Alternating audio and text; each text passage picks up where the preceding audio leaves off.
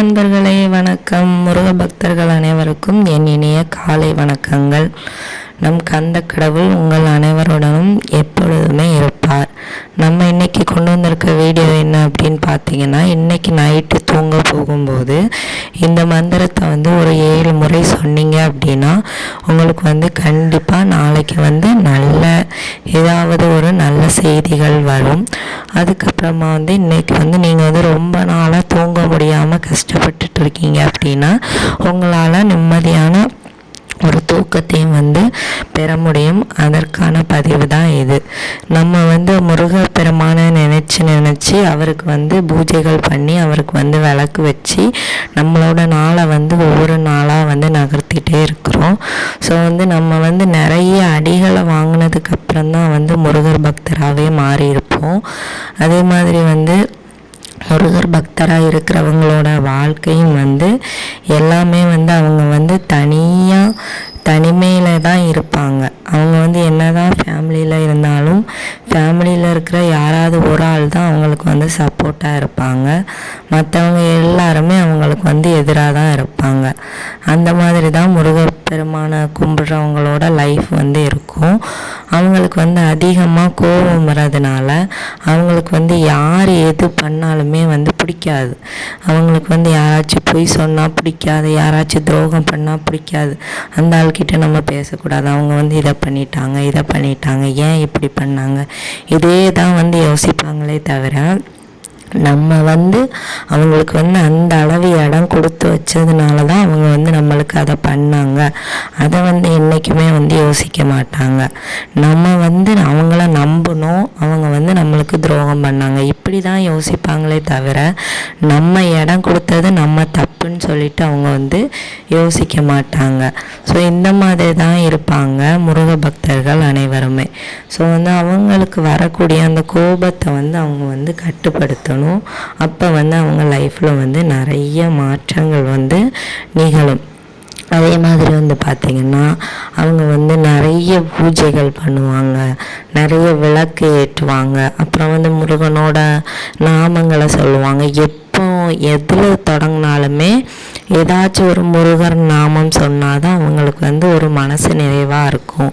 அப்புறம் முருகரோட ஃபோட்டோ இல்லை அவரோட பாட்டு எங்கேயாச்சும் கேட்டுச்சு அப்படின்னாலே அவங்களுக்கு இந்த உடம்பெல்லாம் சிலிர்க்க ஆரம்பிச்சிடும். ஒரு சில பேருக்கு கண்ணுலேருந்து கண்ணீர் கூட வரும். நம்ம கமெண்டில் கூட ஒரு பிரதர் கமெண்ட் பண்ணியிருந்தாங்க, எனக்கு முருகன்னு நினச்சாலே கண்ணுலேருந்து கண்ணீர் வந்துடும் அப்படின்னு சொல்லியிருந்தாங்க.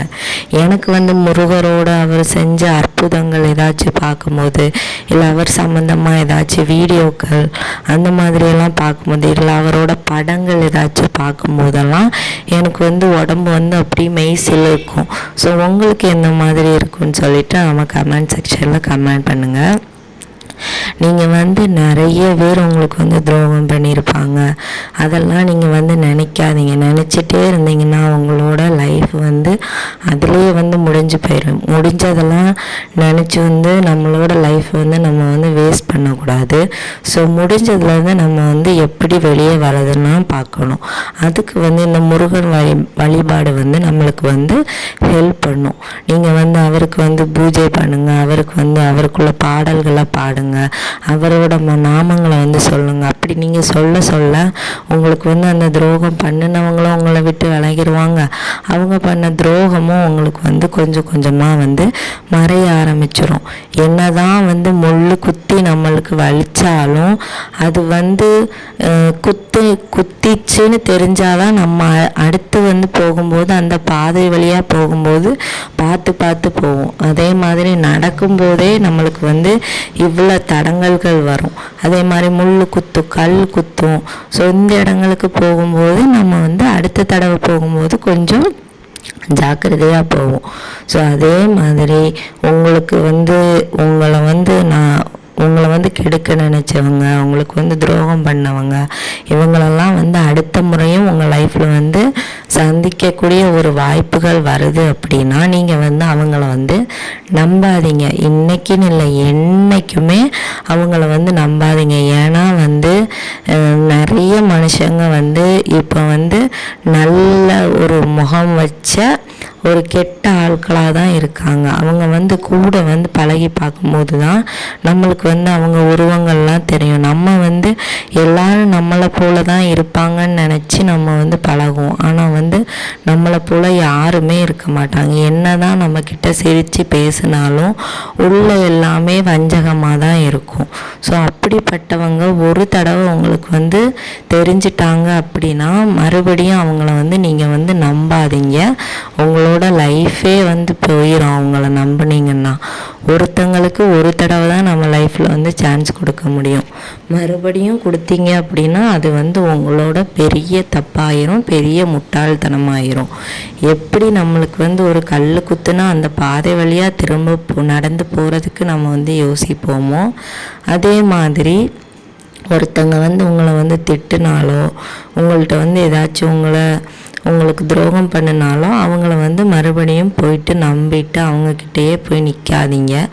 அவங்க வந்து எந்த விதத்துலேயும் வந்து உங்களுக்கு உதவ மாட்டாங்க. மறுபடியும் உங்களுக்கு வந்து துரோகம்தான் பண்ணுவாங்க. ஸோ அதனால் நம்ம வந்து அவங்கள வந்து எப்போவுமே ஒரு டிஸ்டன்ஸ் மெயின்டைன் பண்ணியே நீங்கள் வந்து வச்சுக்கோங்க.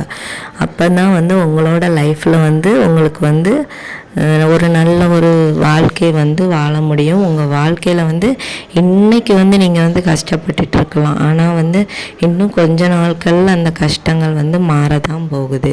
ஸோ அதனால் நீங்கள் வந்து அதெல்லாம் நினச்சி வந்து வருத்தப்படாதீங்க. அது என்ன மந்திரம் அப்படின்னு பார்த்தீங்கன்னா, ஓம் சரவணபவா போற்றி, ஓம் சரவணபவா போற்றி, ஓம் சரவணபவா போற்றி, ஓம் சரவணபவா போற்றி, ஓம் சரவணபவா போற்றி, சரவணபவா போற்றி, ஓம் சரவணபவா போற்றி. இப்படி நான் சொல்கிற மாதிரி 7 தடவை இன்றைக்கி நைட்டு வந்து நீங்கள் வந்து சொல்லிட்டு வந்து படுங்க. உங்களுக்கு வந்து நல்ல தூக்கமும் வரும்.